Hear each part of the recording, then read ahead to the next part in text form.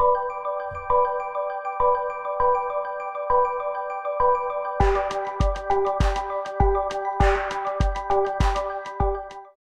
here, you and me, we're here. It is October 16th, Yeah, already 2020. the longest and shortest year of our lives. Yep, hindsight ain't 2020 because we're not going to want to look back on 2020 in some ways. Although I do think, I mean, this is, someone's going to slap me, but there is kind of some learning opportunity here. No, it's been the best of times and the worst of times, It completely, yes.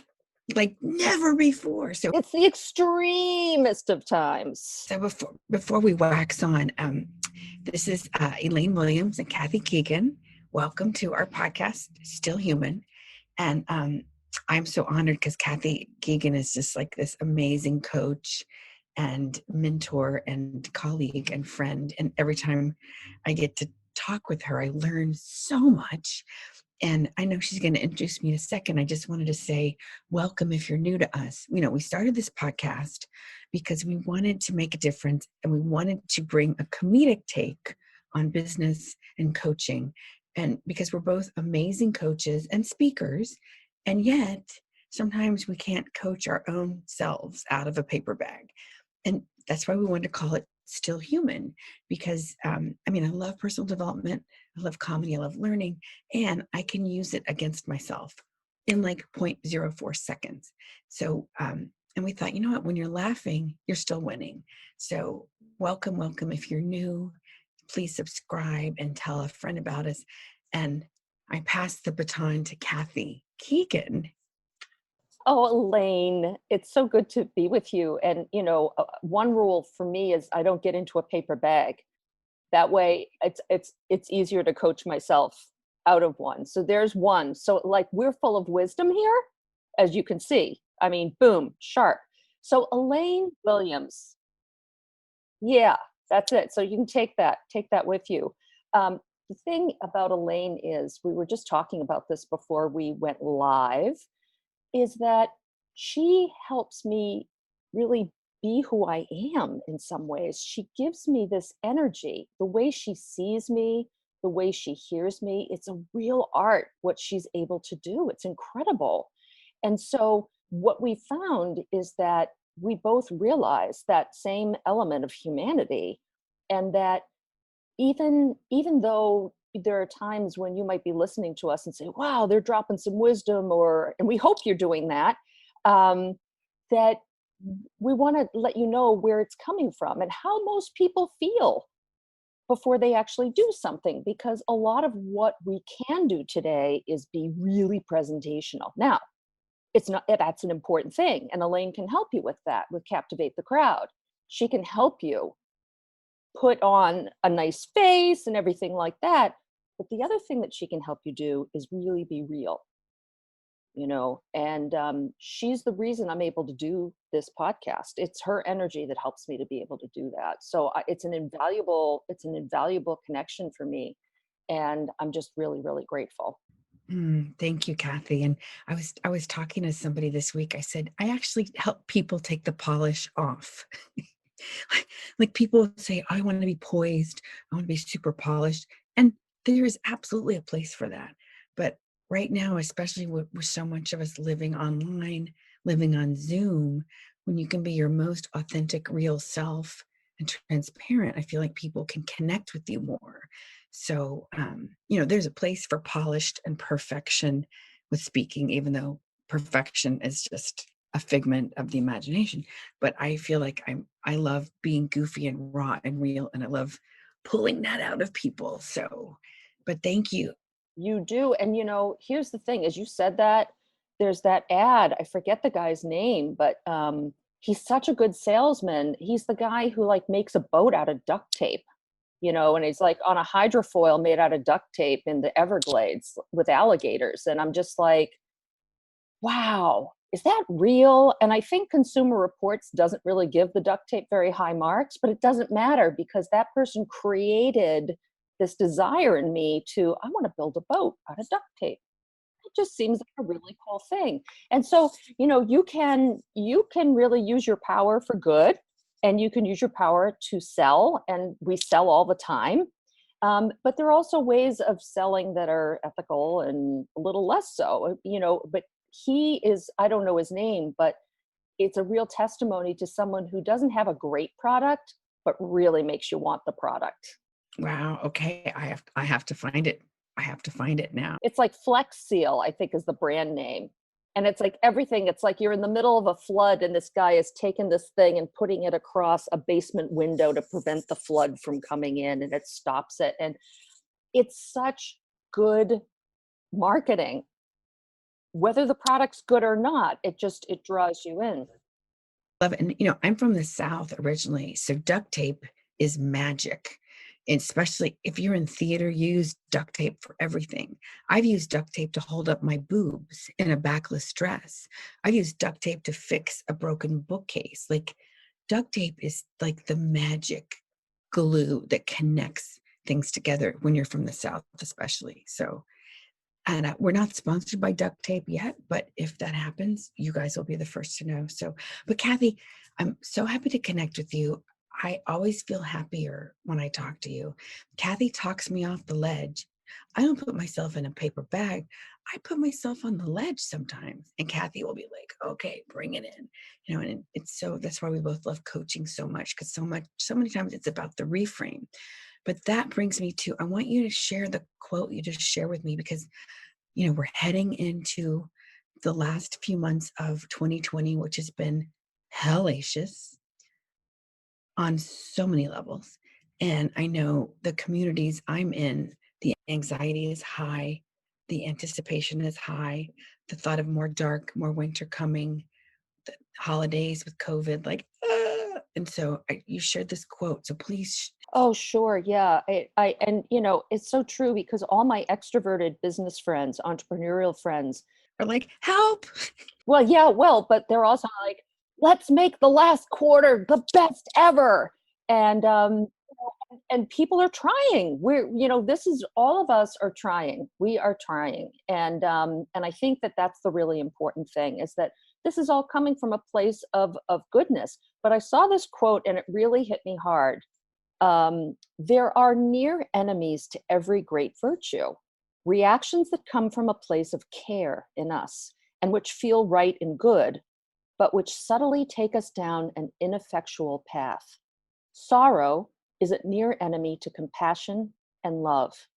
It is born of sensitivity and feels like empathy, but it can paralyze us and turn us back inside with a sense that we can't possibly make a difference. And this hit me hard because many of the things that Elaine and I have learned over the years feel they're micro movements. They're teeny tiny movements. They're things that we do during a day that are not going to, garner a news report. We will not be on the evening news because we took time to meditate. And it can feel, when you're doing small movements like that, you can really get a feeling of, why am I even bothering doing this? You get that feeling when when I used to diet. It would be like, there'd be that day where I'm like, why am I even doing this? And then, of course, the solution is not to just have a cookie, it's to eat the entire box Or or two, as someone's holding up two fingers for our listeners, or two. And it's fascinating because I used to think this as a kid, people would go to the pits in my town to go drinking, right? And I thought, if I went there, so people, they drink a six pack or a case or whatever it is. If I brought a six pack of tomato juice, people would think I was nuts, but no one thinks it's nuts to drink 6 beers, right? And so it's very, very interesting how we can just kind of get thrown off and think that that's because you want to do something. When my sister got a cancer diagnosis about 20 years ago, I cleaned my whole apartment. I wanted to do something, right? And that's in our nature. Like, from the time we're born, there's a great video that they did in Sweden, I don't know how many years ago. And there is an innate helper in us that wants to help people when we're little. right. Right. And I think That's such a great point because I talk about this all the time with a dear friend. I think inherently people are good, most people, but we forget who we are when we feel threatened, afraid, left out, and that's what's one of the things that's happening is this stirring of the tribalism and stirring of the fear mongering, and it brings out the worst in people as opposed to, like, when people have their needs met and they feel connected and supported, there's so much love, but it's hard to find that right now. And so anyway, I'm just so grateful for you, Kathy, and all your wisdom. And we just wanted, one of the reasons we love this, to make this podcast, is we laugh at things because it helps us process the pain, and it doesn't, it's not belittling anybody else's pain and suffering, because God knows there is a lot. But I know for me, when I get too bogged down, like the sorrow quote, then I can't be of service. And so I do lots of things to try to keep my energy up and still feel the feelings. But like I do watch comedy, I crack jokes, I make mistakes all the time. Oh my gosh, I was on a business Zoom with women, a lot of them I didn't know, some that I did. And I was talking about this other woman who I know from LinkedIn, who's like a badass on LinkedIn. And she has this name. And I said, kind of sounds like a porn star. And then I was like, oh my God, Elaine, I cannot believe you just said that. And luckily, nobody got offended out, maybe inside, but nobody said anything. And so luckily we just moved on. But I was like, maybe you shouldn't make jokes about porn when you're in a business setting. So, and I guess the miracle is that I could laugh at myself and I didn't go into a shame spiral, but I have so many times in the past. I have a bubbly energy when I'm happy and connecting. Sometimes I say things without thinking. I'm working on that. There's a gift in being spontaneous, and there's challenges, and I've done that so many times where I said something inappropriate, and then I was like, oh my God. And then I just beat myself up. And so the miracle is that I was like, okay, Elaine, maybe next time, like zip it. Or, you could have said a soap opera name that would be funny without making a porn analogy at 12 o'clock on a Tuesday. Too soon? Too early? Was it too soon? It's gotta be 5 p.m. somewhere. Right, and I think that's the key, is that, there's also an elegance in when we hear something like that, in being able to, if someone needs to point something out, you can do it in a way that isn't shaming either, right? Someone could talk to somebody afterwards or not assume the worst. That's the hard thing. It's very hard to not assume, and it's really hard to read the room on a Zoom call, Well, yeah. because we're very subtle in our reactions, and it's not like, if the head isn't bobbing up and down, like, I'm an over enthusiastic audience member. People love to look at me in the audience because I respond to everything. Me too. I try to be like I'm here, I'm with you. I'm with you. Yeah. Oh my gosh. So I did a comedy Zoom thing Tuesday night, girls' night out. And it was fun, and it's just different. I can't wait to do live again. But this other woman, we were talking about story and humor, and she's a voiceover artist, and she had so many great comments too. And she said, when I first, on the second date with my now husband, I said, look, I'm an actress. I am not a domestic goddess. If I clean the house, I'm going to want an Oscar. If I cook dinner, I'm going to need applause for 3 days. And I was like, that's it. That's what's been missing in my life. Owning that instead of trying to be, a challenged Martha Stewart. Like, you know what? I'm probably not going to master some things in this lifetime, and be okay with that. So anyway, Kathy, so I would love to talk to you about what you're learning about this book that you're reading. I love Kathy. She's always reading like 5 books at the same time. Just hanging out with her, I get smarter. It's so cool. But tell us about this book and your take on it. Well, I just started reading it, and it's I thought you were rereading it. uh, not this one. No, and someone probably did recommend it. It's interesting how, one of the things that you were talking about, that whole idea of this is who I am. What you're this is right. I am what I am. This is who I am, and people respecting that, and and and loving people for that. Sometimes my husband and I will say, "Love me anyway," and it's just sort of because it's like, this is me. This is me, unapologetically me. So in terms of the book, it's Krista Tippett has a program on NPR called On Being, and this book she wrote is Becoming Wise. And what she's interested in doing is having conversations beyond the traditional this or that line. She's really trying to explore more deeply to find out, sort of behind an issue, what's really going on. And that's something that I've always really appreciated about her, because I feel like in some ways we're being called to do that, because right now we're just throwing things at each other in the playground, right? It's just like, you're a jerk, well, you're a stupid face. And I don't agree with you, so you suck. exactly. And that is powerful stuff, right? We're built to want to protect. And so um I've been feeling that, and just feeling like, I think more we're capable of more. We have a prefrontal cortex, or as I like to say, a pre-effing frontal cortex. Oh, that. You know, Which is not the amygdala, fight, flight, freeze. right. And none of them are good or bad, but when they get overstimulated, they can do things chemically in your body that just aren't so great.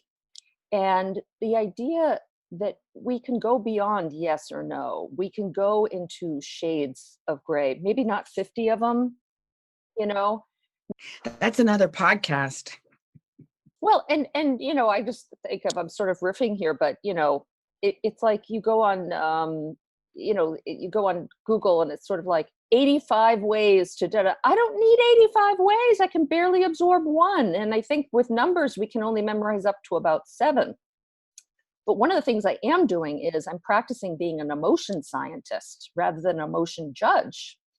And so I'm doing this book club, and it's with this guy wrote a book. His name is Mark Brackett, called Permission to Feel. And he has been studying emotions. I think Brene Brown had him on her podcast. Yes. And I think she wrote a foreword to his book, because and so it's a 5-week book club. And so we're reading different chapters. And so they're doing things like making a face and then asking us to say what it is in real time. And so the answers could not have been more different. They ran from contempt to joy, one face he made. And what that's telling us is it's not that easy to read someone else's emotions if you don't have the context. If you don't know who they are, you're going to see it through your lens.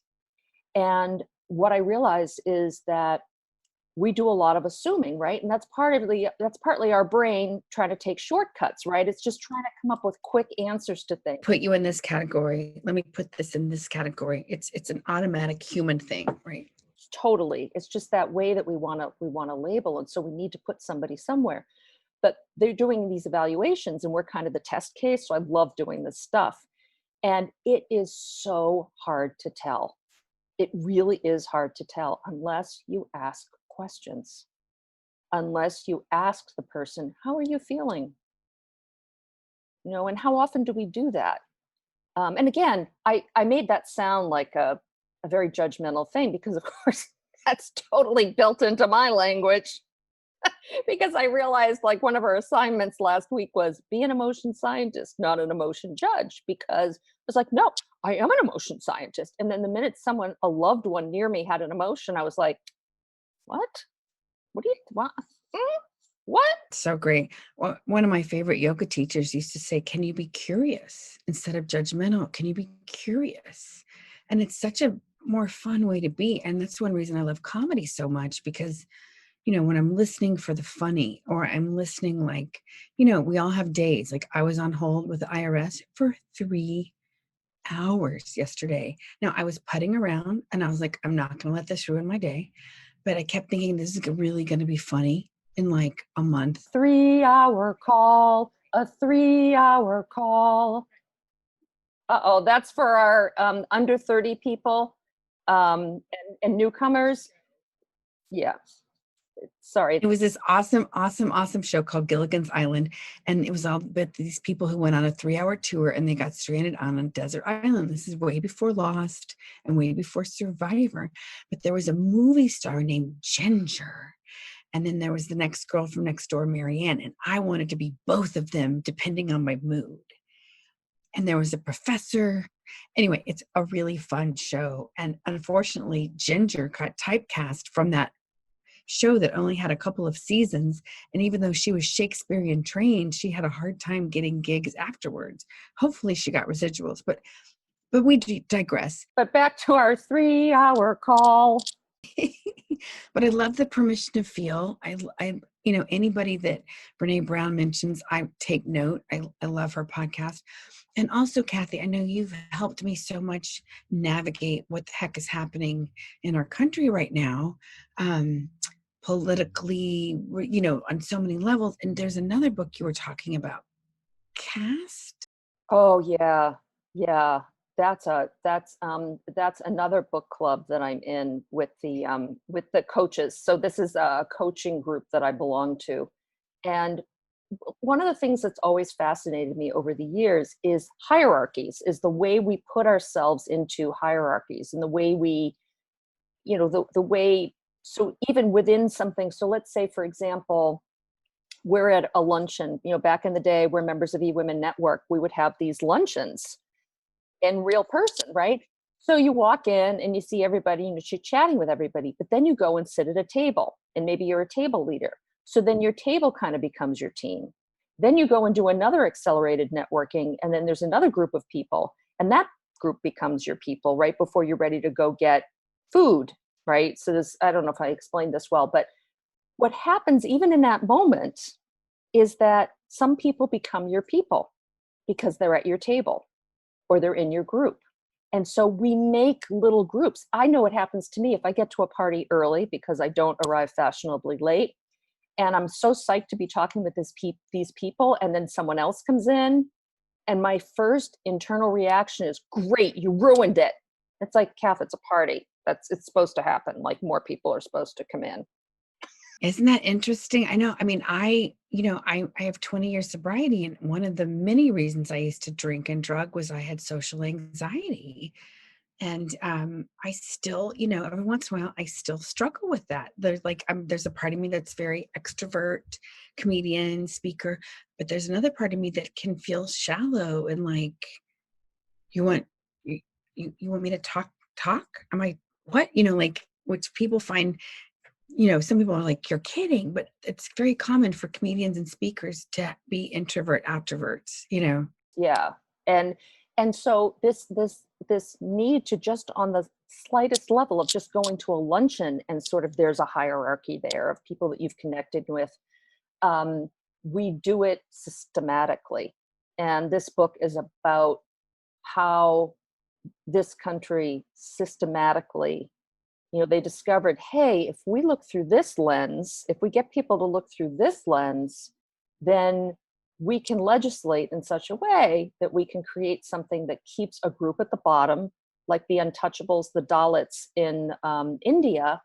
We can keep a group at the bottom, and then everyone else who is of a different color can try to assimilate at the top and be in various levels. And so it's really, really powerful stuff. It's horrifying because a lot of it has been excluded from history. I mean, I grew up thinking I lived in a melting pot. Honest to God, people said to me, Kath, and I know there are a lot of people listening now who are like, hello, you figured this one out. And I understand that feeling but it's when you are hoodwinked and when you are fed a story and a narrative, it's like the fish doesn't know it's in water.